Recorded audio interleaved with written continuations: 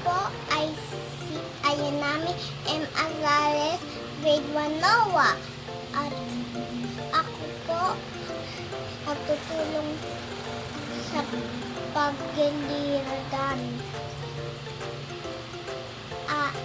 Ang una po ay nagtatapon po ako ng basura. Ang pangalawa ay nagdidilig at nagtatanim. And patatlo, ako po ay naglilinis.